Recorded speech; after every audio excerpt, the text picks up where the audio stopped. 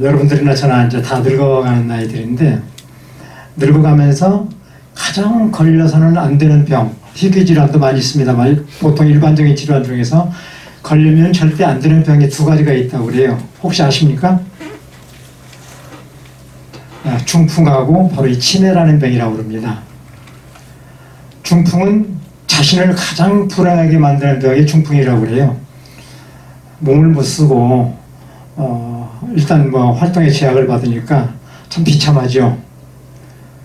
두 번째는 바로 이 치매라는 질병인데, 이 치매에 걸리면 주변 사람들을 가장 불행하게 만드는 병이 바로 이 치매라고 그럽니다. 제 친구들 중에 두 사람이 치매 걸린 어머니를 모신 친구들이 둘이 있었어요. 그 친구들이 어머니를 모시고 살 때 죽고 싶다는 말을 여러 번 하더라고요. 죽고 싶다는 말을. 지금도 잘 살고 있습니다만은 그 정도로 주변 사람들을 힘들게 하는 질병이 바로 치매라고 합니다. 오늘 영화가 바로 치매 이야기죠. 미용실을 하는 딸, 친구들과 같이 노닥거리는 것 같지만 사실은 바람둥이의 술주정뱅이 남편하고 사는, 그러면서 치매 어머니를 친정 어머니를, 치매 걸린 친정 어머니를 모시고 사는 그 딸, 참 불행하죠. 오늘 그 불행의 극치를 보는 것 같았습니다. 얼마나 진짜 저 힘들까. 그런 삶이 보는 영화를 보는 내내 저를 지배를 했습니다. 여러분들은 어떻게 보셨는지 모르겠어요.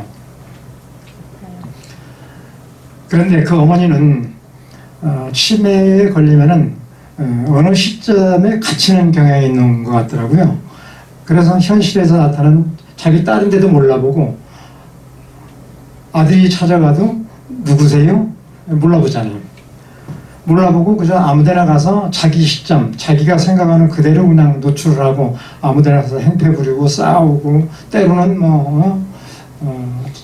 해서는 안 될 행동들을 막 해서 아주 위험하기도 하고 주변 사람들을 곤혹스럽게 하는데, 그래서 처음에 영화 시작 딱 하면서 눈에 딱 띄었던 게 뭐였죠? 자물통이었죠. 자물통.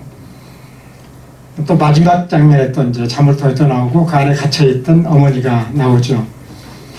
치매라는 질병이 가둬놓지 않으면 감당을 못하는 질병이랍니다. 그래서 건강한 치매인이 제일 힘들게 한대요. 그리고 오히려 건강하지 못해서, 육체가 건강하지 못해서 들어놓여 있으면 쉽죠.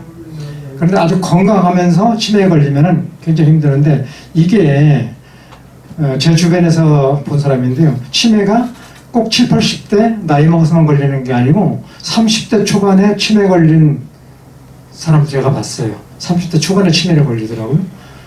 그런데 그 어머니가 그 아들을 관리를 했는데 결국 사고로 죽었어요.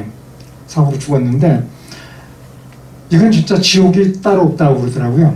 근데 이 딸이 바로 그런 남편, 치매 걸린 치매 어머니를 모시면서 지옥의 삶을 살아가고 있는데, 나중에 영화 줄거리는 여러분들이 다 보셨으니까 아시겠지만 그런 친구들 앞에서 손님들한테 하는 여러 가지 그런 행패들 등등 해서 참 힘들게 하지만, 그럼에도 불구하고 결국 바닷가로 나갔다는 어머니를 뒤쫓아가서 혹시 어머니가 위험에 빠질까 봐서 끌어내오고 집으로 모시고 가서 다시 위험에 빠지지 않게 방에 가둬놨는데, 혼자서 잠들어 있는 어머니 이불 펴서 눕히고 그 옆에 누워서 자기 어린 시절에 어머니에게 만들어드렸던 돌멩이에 그린 그림, 그거를 지금도 가지고 다니면서 그 딸을 그리워하는 그 어머니를 생각하면서 지금도 사랑해, 지금도 사랑해. 참 모녀지간의 그 정, 어머니에 대한 사랑, 이런 것들이 구구절절히 묻어나는 이런 영화가 아니었나 생각합니다. 여러분 모두가 다른 병 몰라도 치매하고 중풍은 절대 걸리지 마시고 만수무강하시기 바랍니다. 고민을 좀 많이 했어요. 이 영화 보면서. 이 감독에 대한 인포메이션도 전혀 얻을 수가 없었고, 또 이 작품에 대한 그 시노십스가 하는 그 부분도 대단히 별 얘기가 없었기 때문에 사실은 조금 고생을 했습니다. 이걸 보는데. 그래서 아마 아무도 신청을 안 하신 것 같아가지고 결과적으로 떠밀려서 제가 지금 이 자리에 서게 됐습니다. 우선 전체적인 비장신 입장에서 보면, 전체 장면을 보면 상당히 어둡죠. 어둡고 음침하고, 그리고 어둠 속에 달빛, 그리고 달빛에 어른거리는 그림자. 아마 그게 아들이었을 거예요. 죽은 아들. 죽은 아들이 강가에서 그 낚시를 하는 장면이 이렇게 희미하게 보이는데, 그런 가운데서 그 할머니의 꿈속에 나타난 그 아들 이야기가 이제 시작이 되는 거죠. 근데 이 할머니는 깨고 나서도 현실에 있을 것 같으니까 그 호숫가에 가서 아들을 찾으러 후레쉬를 들고 그 강가로 가는 그런 장면을 볼 수가 있었습니다. 음산하고, 그리고 난 다음에 그 아들하고 이야기를 하고 싶어가지고 만신을 찾아서, 만신이면 아마 우리 식으로 따지면 무당 같은 존재일 거예요. 무당한테 가서 아들의 혼을 좀 불러달라고 얘기를 해서 그 대화라도 좀 하고 싶다, 이런 그 취지로 이제 찾아가는 장면에 맞닥뜨리는 것은 이미 다 쓰러져 버린 폐허가 댕그러니 남아있을 뿐이고, 예전에 그 흔적은 전혀 볼 수가 없었던 그런 역시 음산한 분위기가 연출되고 있었던 거죠. 그 할머니는 어떻게 해서든지 옛날에 아들을 생각을 해서 같이 보고 들었었던 어떤 장면을 찾아보려고 구석구석을 다 이렇게 찾아보지만 아무것도 발견할 수가 없었습니다. 그 다음에 드디어 그 할머니의 독백이 시작이 되는데, 사실은 이 독백의 장면이야말로 이 영화의 압권이고 아주 가장 핵심되는 부분이었다고 생각이 됩니다. 그 중에 그 소조를 제가 이제 좀 적어봤어요. 어젯밤 꿈에 너를 보았는데 만신을 찾을 수 없으니 나 이제 어떻게 너에게 말을 걸 수 있겠느냐. 넌 어미를 못 보는데 어미는 매일 밤 꿈을 꾼다. 너를 낳아 기른 세월이 다 부질없구나. 어미가 울지 않을까 걱정이냐. 울고 싶어도 눈물이 다 말랐구나. 생각만 해도 울다 까무러친다. 아들아, 내 아들아. 네가 떠나고 태산이 무너졌다, 아들아. 이렇게 독백을 하죠. 폐부를 찌르는 그런 그 대사가 이제 쭉 이어집니다. 과연 이 아들은 그 어머니에게 어떤 존재였을까? 진짜 어머니의 말대로 하면은 몸과 마음을 모조리 다 바쳐서 기대고 의지하고 있었던 태산과 같은 존재였을 것입니다. 아들이.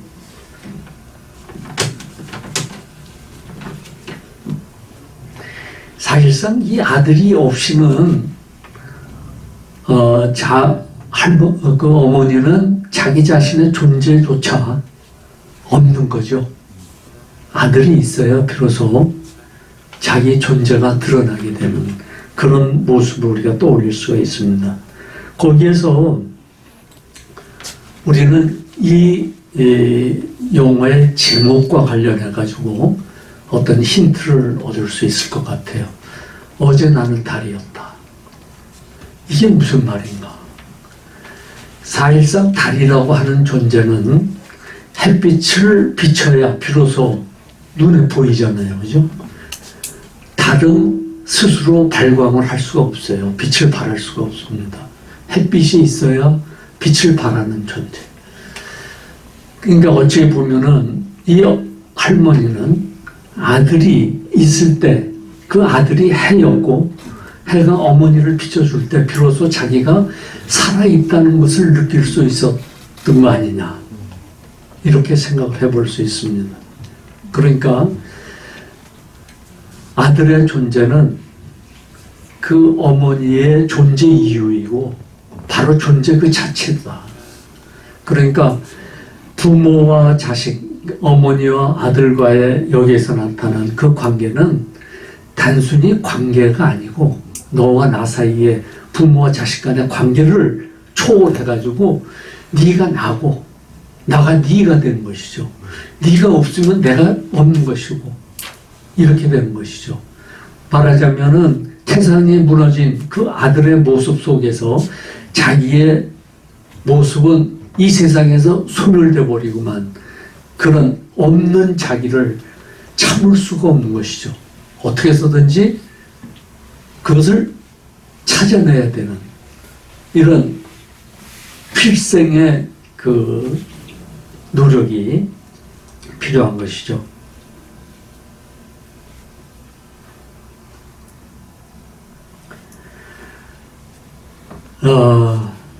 그러면서 중간에 이제 그 축제 장면이 잠깐 비치고 있어요. 그것이 축제가 무슨 축제냐면은 설날, 그러니까 춘절이라고 그러죠. 춘절의 그 축제가 이제 중간에서 이제 맥을 이렇게 끊어버립니다. 그것은 뭐냐면, 그 후편에 또 다른 이야기를 하기 위해서인데, 그것은 무슨 얘기인가 하면, 그 손자 얘기를 하기 위해서요. 손자는 지금 그리스로 유학을 떠나게 돼 있죠. 내일이나 모레쯤이면 출발을 하게 돼 있어요. 그러니까 아들 대신에 손자를 통해서 희미하지만, 아들 같지는 않지만 희미한 상태지만 그래도 빛을 발해서 할머니는 자기 자신의 존재를 확인할 수가 있었던 것이죠.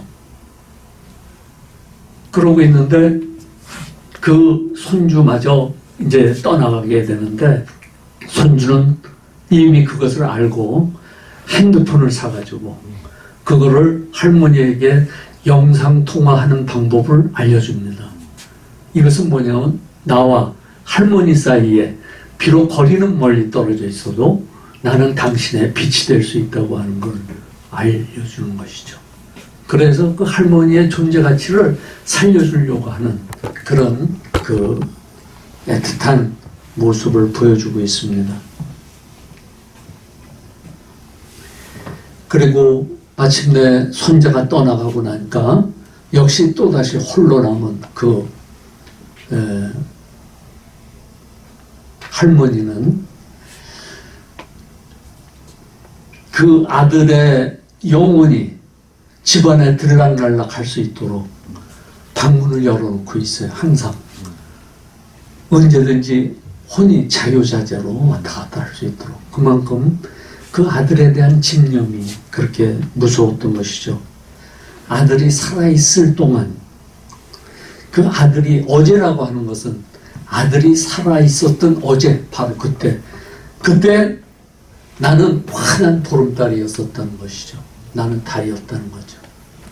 그런데 이제는 그 아들이 가버리고 이제 손주마저 가버렸으니까 또다시 이런 그 침체된 그런 생활을 맞이하고 있으니까 정말 참 답답하고 그렇겠죠. 동양의 그 부모님들, 어머님들은 그랬거든요. 지금 요새 그런 부모와 자식 간의 관계를 볼 수가 없습니다. 이 섹션은 멀고 가까운 관계인가요? 그 섹션에서 가족에 관련되어 있는 그 편에 들어가 있는 작품입니다. 전체적으로 그 묘사가 은유적으로 표현되어 있기 때문에 사실상 이해하기가 몹시 어려웠고 또 제가 생각하는 것 이외에도 여러분들이 얼마든지 자유스럽게 해석하고 또 설명할 수 있는 그런 영화였다고 생각이 됩니다. 감사합니다. 작년에 왔다가 갑자기 오늘 해서 그게 비교가 안 돼요. 여기 대한극장으로 생각이 안 돼요. 그래서 제가 지금 보셨다시피 굉장히 영화가 무겁죠. 어떠셨어요? 느낌이 어떠셨어요? 저는 이 영화를 처음 접하면서 감독이 너무 욕심을 부리지 않았나 하는 그런 생각도 잠깐 들었거든요. 지금 현재 우리 사회에서 대두되고 있는 많은 이슈들을 이 짧은 16분이라는 시간 속에 담다 보니 마지막 결론까지 가는 동안에 아무런 정치 없이 저희들 끌고 가는 바람에 저는 굉장히 마음이 무겁고 마지막에 갑자기 화해의 장을 마련하는 느낌이 들어서 조금 이게 지금 오늘 어르신들이 주로 이 자리 오셔서 갑자기 처음 대하는 이 화면 속에서 얼마나 많은 감동을 하셨을까 하는 그런 생각이 먼저 드니 제가 도슨트로서 이 자리에 섰을 때 참 책임감과 뭐라 그럴까 그런 것도 좀 많이 느끼는 그런 영화였어요. 지금 제가 이 생각에는 어르신들 어떻게 느꼈을지 모르겠지만은 지금 현사에서 황혼, 재혼 또 한 문제는 우리 청년층의 어떻게 결혼, 경제적 문제를 앞에 둔 결혼 문제 그리고 제일 큰 문제는 아마 이 감독님은 1997년생으로 알고 있어요. 청년 감독이다 보니 아마 그 내면적으로는 우리 사회에 되고 있는 퀴어 문제, 그러니까 성소수자 문제를 아마 제일 크게 담고 싶었던 욕심인 것 같아요. 예, 그것만 담기에는 조금 힘이 부족했는지 여러 가지로 또 두 가지 장치를 같이 엮은 것 같거든요. 근데 성소수자 문제가 지금 진이와 유리를 통해서 나타나지만은 짧은 시간 속에 지금 마리아 김밥하고 막걸리가 나오죠, 그죠? 결론은 유리가 그래요. 막걸리와 마리아 김밥은 쌀로 만들어졌다고. 결국 우리 결혼이라는 제도는 결혼 상대자가 남자, 여자 그게 중요하지 않다. 사랑이라는 감정을 가지고 만남 속에서 이루어지는 그게 결혼이다. 요즘 젊은이들의 생각은 그래요. 우리하고는 달라요. 근데 지금 우리 노년층을 대표하는 아버님 생각은 하나뿐인 인생에 한 번의 사랑을 주장하고 계세요. 그런 분과 이 젊은 세대 간에 소통이 없이 막무가내로 영화가 이끌어지는 과정 속에 아버님의 성향이 나타나는 게 호수에 들어갔을 때 그 안내원이 저지를 할 때 젊은 놈이 말이 많다. 그러니까 그 사이에서 딸인 진이의 감정을 저는 굉장히 많이 느꼈었거든요. 성장 과정 속에 그런 소통이 조금 부재된 가정 환경 속에서 살아온 진이의 감정을 좀 많이 느꼈어요. 그러니까 이 영화에서도 굉장히 대화법에 대해서도 굉장히 좀 강하게 나오잖아요. 그렇죠? 예. 그래서 저는 어떻게 보면은 처음에 영화 상영하기 전에 도슨트로서 부탁하고 싶었다 그러면은 오히려 아마 두 부분으로 나눠서 한 부분은 아버지 입장에서 영화를 보시고 한 부분에서는 아예 그 딸의 입장에서 영화를 보셨으면은 영화를 보시고 난 후에 소감을 들을 때 서로 소통을 대변할 수 있지 않을까 하는 생각도 했었거든요. 저는 아버지의 연령이지만 저는 지극히 딸의 입장에서 손을 들고 싶어요. 들어주고 싶어요. 예. 근데 지금 그 과정에서 유리가 어떻게 보면 굉장히 중간에서 긍정적이고 환경이 조금 나름대로의 가치관이 나름대로 강하게 배어있지만은 딸은 아버지의 영향을 좀 많이 받기 때문에 자기의 잣대로 세상을 살고 싶어 하지만은 계속 뭐 유교적이라든지 아빠가 호수에 들어간 걸 창피하다는 단어를 써요. 근데 본인의 생활은 아빠 입장을 생각하면 굉장히 창피한 행동이거든요. 아빠는 굉장히 이런 성소수자의 생각을 밖으로 들이기 힘들어 하잖아요. 그죠? 자신의 삶은 마음대로 살지만은 그걸 부끄러운 아빠에 대해서는 전혀 관여하지 않고 아빠의 행동에 대해서는 자신의 잣대로 들이대서 비난을 하고 있는 그런 상황이에요. 근데 지민은 그 아빠, 그 시아버지가 되죠. 시아버지 되는 거죠. 예. 시아버지 입장을 아버지도 생각이 있을 거라는 그런 대변자 역할도 해주고 또 그 사랑, 아버지도 우리와 똑같다. 예. 우리가 사랑해서 결혼하듯이 아버지 역시 사랑하는 사람이 생겼기 때문이라고 그렇게 대변을 해주는 역할에서 저는 굉장히 좀 고맙다는 이런 생각도 들었습니다. 그래서 제가 많은 이런 주제를 함축하고 있는 이 영화를 제 나름대로 얘기하자면 본질은 변하지 않는다. 그 본질이 어떤 형태로 나타나느냐 우리가 그거에 대해서는 상황과 시대가 많이 변하잖아요, 그죠? 그 형태를 우리가 살아온 그 사회 속에서 이 형태가 된다고 고집되어진 그것이 결국 이 시대에도 그 형태가 맞느냐? 시대가 변하듯이 그 형태가 변하는 것도 우리 논현승에서는 받아들여야 되지 않을까 하는 그런 생각을 많이 했습니다. 예. 저는 오늘